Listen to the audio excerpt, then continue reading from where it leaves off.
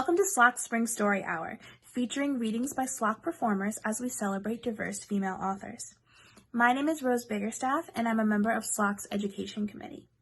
I'm glad to introduce to you our next reader. Michael McDermott is an actor, director, set designer, and producer. At SLOC, he designed sets for In the Heights, Jesus Christ Superstar, Cabaret, Caroline or Change, Curtains, Aida, Anything Goes, Seussical, South Pacific, Beguiled Again, and Next to Normal. He produced Aida, Next to Normal, The Drowsy Chaperone, The Kiss of the Spider Woman, A Funny Thing Happened on the Way to the Forum, and Jane Eyre. In his day job, he works as the training director for the New York State Attorney General, where he currently is developing a new training and curriculum on inclusive leadership and avoiding bias in hiring. Michael will be reading The Oldest Student, How Mary Walker Learned to Read by Rita, Lorraine, Hubbard, who is the author of a number of nonfiction books for adults and runs the children's book review site Picture Book Depot. She is the author of Hammering for Freedom, The Story of William Lewis, which was awarded the New Voices Award by Lee and Low Books and has received 3-starred reviews.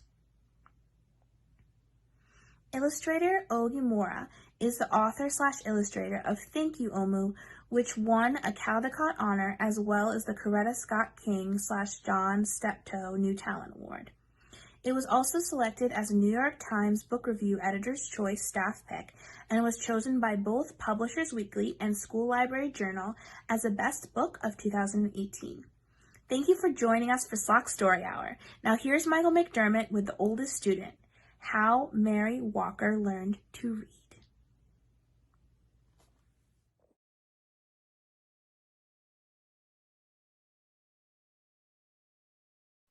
Hello, my name is Michael McDermott, and I'm going to be reading a book for Women's History Month. And I'm sure that many of you have been studying about famous women in history as part of Women's History Month. But today's story is going to be about someone ordinary, someone like you and me who is just an everyday person. But it's a good story because it shows that even ordinary people can do extraordinary things when they put their mind to it. Today's story is The Oldest Student, How Mary Walker Learned to Read by Rita, Lorraine, Hubbard, and Caldecott Honor Medal winner Ogi Mora. Whenever young Mary Walker was tired, she would shield her eyes from the sun and watch the swallow-tailed kites dip and soar above the trees. Ah, that must be what it's like to be free, she thought. Oh, but Mary didn't watch for too long. Even at only 8 years old, she knew the first rule of the Union Springs, Alabama plantation that she lived on. Keep working. Well, she knew the second rule too. Slaves should not be taught to read or write or do anything that might help them learn to do so. Mary didn't stop working. Well, she didn't learn to read either. But at the end of each long day picking cotton, toting water to Papa and the other slaves who chopped wood for the train tracks, or helping Mama clean the big house, she would lie in her little bed next to the crumbling fireplace and think about those birds. Oh, when I'm free, I'll go where I want and rest when I want. And I'll learn to read too. When she was 15, it happened. Mary and her mother, brothers, and sister were free. The Emancipation Proclamation said so. Well, what it didn't say was how a family with nothing except the tattered garments on their backs could find food, clothes, and a place to sleep. Mary's father had died and the family was on its own. Freedom Road to Freedom Road! Across fields and through woods, ex-slaves surged like waves crashing hard to shore. Well, now that they were free, every road was Freedom Road. Many headed north and west and every which way, searching for long-lost family members or simply experiencing the wonder of being free. Others, like Mary, chose to stay in the South, where an organization called the Freedmen's Bureau helped those who stayed to find shelter on abandoned Confederate land. Mary and her family settled in a one-room cabin, and for the next few years, she worked alongside her mama to help feed her siblings. 7 days a week. She churned butter, cleaned houses, and cared for other folks' children. Oh, the hours were long. And if Mary was thirsty or hungry or needed to use the outhouse, she had to wait until she got home. At week's end, she would offer Mama the only lonely quarter that she had earned. One day, Mary met a group of evangelists on the roadside. A woman with soft wrinkles in her kindly face placed a big, beautiful Bible in Mary's hands and told her, "Your civil rights are in these pages." Well, Mary didn't know what civil rights were. She only knew that top to bottom, front to back, that book was filled with words. "I'm going to learn to read those words," she vowed. Oh, but not today. Oh, today there was work to be done. And tomorrow, too. When Mary got married, she and her husband worked as sharecroppers, renting someone else's house, using someone else's tools, and planting someone else's seeds to farm land that they would never own. And after they harvested the crops, almost all the money they earned went to pay for the housing, tools, and seed costs. Mary was 20 years old when her first son was born. She opened her Bible and marveled at the squiggles inside. Well, there had been no time to learn to read. A friend wrote Mary's son's birth date in the Bible, August 26th, 1869. Then Mary dipped a pen into an inkwell and made her mark beside it. Not a letter, not a name, just a mark. It was the best that she could do. One day, Mary's husband died. Well, she married again, and a second son was born. Well, then a third, and Mary made marks for those sons too. Now she had 3 growing boys. Oh, more money. That's what we need, Mary thought. But the only jobs available to black women were as maids or nannies or cooks. Oh, the hours were long, with only half day off on Saturdays, and like sharecropping, well, they didn't pay much. Mary sighed. Words would have to wait. And for the next 4 decades, Mary sharecropped and did odd jobs to help support her family. In 1917, Mary's family moved to the little city of Chattanooga, Tennessee. It was the year of Chattanooga's Great Flood. Well, the story was in all the newspapers, but Mary could only study the pictures to understand what had happened. By now, Mary was 68 and too old to sharecrop, but she continued to work, cooking, cleaning, and babysitting. She also fried fish, baked cakes, and sold sandwiches to raise money for her church. And on Sundays, she would sit in a congregation, and as the preacher spoke, she would clutch her family Bible, the Bible that she still couldn't read. When Mary was well past 90, she and her husband sat in their creaky rockers with one or another of their sons reading to them. After the 2 younger boys died, the eldest read. Well, then Mary's husband died. And several years later, her eldest son died too. He was 94. Mary had outlived her entire family. She was 114 years old and all alone.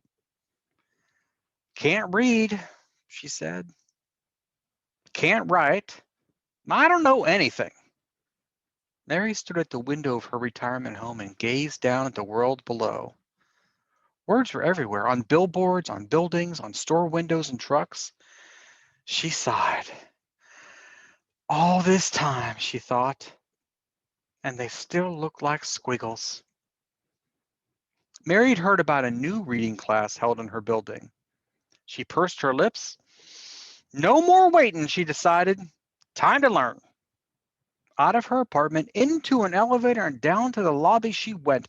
When the elevator doors sprang open, Mary saw people sitting under a sign with a picture of an open book. She could not read the words. A neighbor walked up to her. Well, that's a reading class, Miss Mary. Can I help you over? Mary shook her head. Then she gripped her cane, lifted her chin, and walked straight toward that sign. For the next year and more, Mary put everything she had in learning to read. Well, it wasn't easy. After all, I mean, she was the oldest student in the class and probably the entire country. Could someone her age learn to read? Oh, she didn't know, but by God, she was going to try. She studied the alphabet until her eyes watered. She memorized the sounds that each letter made and practiced writing her name so many times that her fingers cramped. She learned to recognize sight words and then challenged herself to make sentences with them. She studied until books and pages and letters and words all swirled in her head while she slept. One fine day, Mary's hard work paid off. She could read. Word of her accomplishments traveled, and people everywhere celebrated with her. Chattanooga's mayor, newspaper journalists from across the country, and a man from the U.S. Department of Education who said, Mrs. Mary Walker, I pronounce you the nation's oldest student. They all shared with her joy. Mary felt complete. Well, she still missed her sons. But whenever she was lonely, she read from her Bible or looked out her window and read the words in the street below. And from then on, Chattanoogans honored Mary's achievement with yearly birthday parties. In 1966, President Lyndon B. Johnson sent well wishes on Mary's 118th birthday, and in 1969, President Richard Nixon did the same.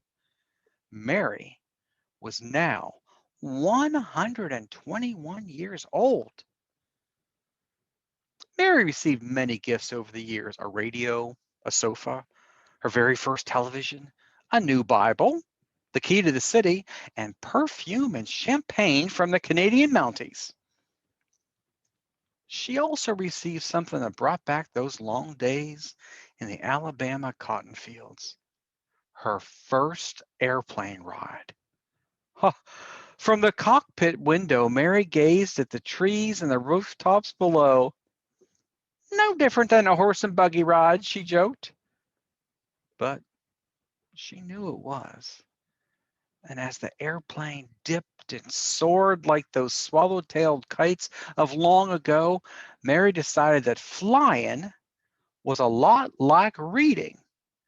They both made a body feel as free as a bird. And every year, at the end of a birthday celebration, when the celebration would end, someone would whisper, let's listen to Miss Mary. And the shuffling and the movement would fade away until not a sound was heard. And then Mary would stand on her old legs, clear her old throat, and read from her Bible or her school book in a voice that was clear and strong. And when she finished, she would gently close her book and say, you're never too old to learn. Oh, what a great story. And I love the way it ends. You're never too old to learn. And that's something that each one of you can remember. You always have an opportunity in this life to learn something new and to try something different. Now I'm going to read a note here from the book's author that tells a little bit more about Mary's story. Mary Walker was born a slave on May 6, 1848, and from a young age she picked cotton, toted water, cleaned houses, and worked as a blacksmith.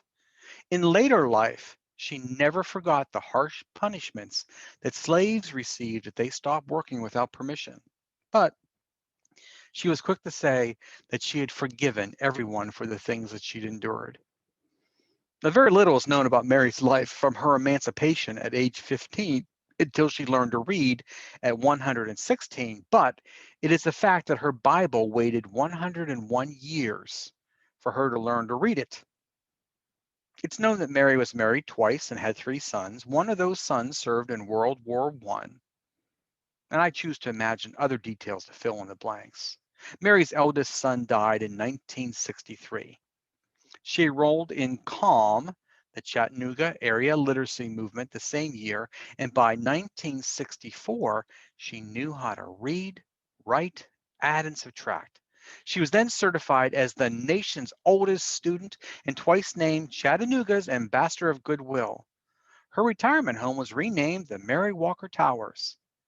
Mary received the key to the city of Chattanooga in 1966 and 1969.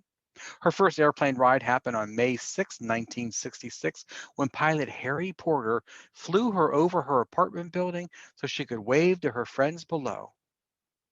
Before Mary's death at age 121 on December 1st, 1969, she could still see and hear well.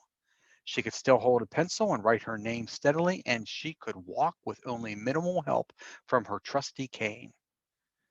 She could also still sew beautiful bonnets and bake cakes that she bragged were light as a feather. Mary lived through 26 presidents. Today, historical marker 2A73 stands at 3031 Wilcox Boulevard in Chattanooga, Tennessee, to commemorate her amazing life. What a great life. So this is a great story that shows you even ordinary women in history have done extraordinary things. I hope you enjoy the rest of Women's History Month and celebrate the accomplishments that the women in our history have given us and the things that they've done.